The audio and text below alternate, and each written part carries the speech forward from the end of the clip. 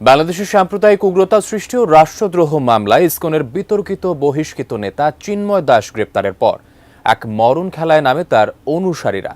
আদালত চত্বরে এক সরকারি আইনজীবীকে প্রকাশ্যে কুপিয়ে হত্যার অভিযোগ আছে ইসকনের বিরুদ্ধে। এবার সেই ঘটনার মূল হোতা গ্রেফতারের পর জানা গেল ভয়ঙ্কর সব চাঞ্চল্যকর তথ্য, যা শুনলে রীতিমতো গা শিউরে উঠবে সবার। বিস্তারিত মোহাম্মদ সোহাগ বিশ্বাসের রিপোর্ট। জুলাই আন্দোলনে নিহত ছাত্র জনতার রক্তে রঞ্জিত হয় শেখ হাসিনার হাত। ৫ আগস্ট দেশ ছেড়ে পালিয়ে গেলেও রক্তের নেশায় এখনও বিভোর তিনি। ডক্টর ইউনূসকে ব্যর্থ করে আবারও ক্ষমতা দখলের চেষ্টায় মরিয়া শেখ হাসিনা। দেশ ছেড়ে পালিয়ে যে দেশে আশ্রয় নিয়েছেন সেই দেশের সহযোগিতায় একের পর এক নীল নকশা কষছেন এমন অভিযোগ বিভিন্ন রাজনৈতিক দলের নেতাদের। ডিজাইন, এলিগেন্স, বিউটি, সেরা পণ্য সবার জন্য জেভিকো।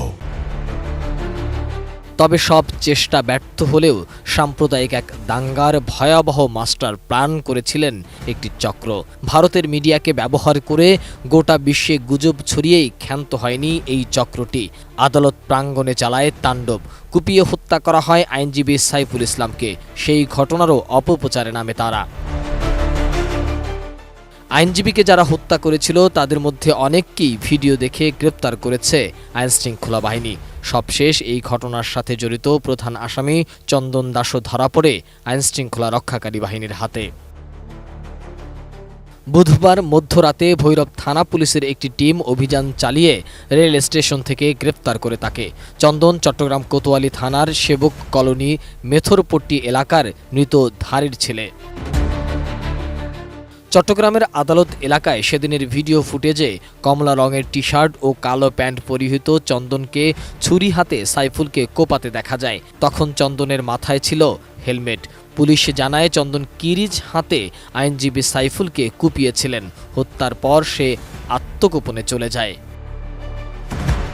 পুলিশের হাতে গ্রেপ্তার হওয়ার পর চন্দন পাল জানায়, আন্দোলনের সময় কেউ একজন এক বোতল মদ দিয়ে তাকে হত্যা করতে বলে, আর সে অনুযায়ী কাজ করেন চন্দন।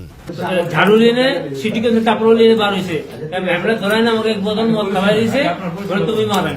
আপনার পরিচয়টা দেন। চন্দন, চট্টগ্রাম। আপনাকে কি করছে, কিভাবে মারছেন সাইফুল ভাই? কি আমাদের আমাকে আমরা ধরা দিয়েছে, কে মানুষ এটা ধরাই এক বোতল মদ খাই তুমি মার, আমি খাই। এক বোতল মদের বিনিময়ে আপনাকে আপনি তবে যে পরিকল্পনা নিয়ে আইনজীবীকে হত্যা করা হয়েছিল সেই পরিকল্পনা ভেস্তে গেছে ষড়যন্ত্রকারীদের।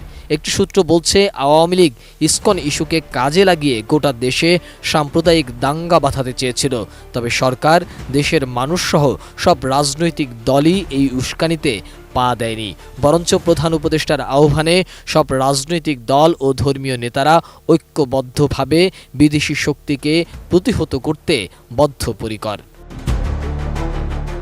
মোহাম্মদ সোহাগ বিশ্বাস, এটিএন নিউজ, ঢাকা।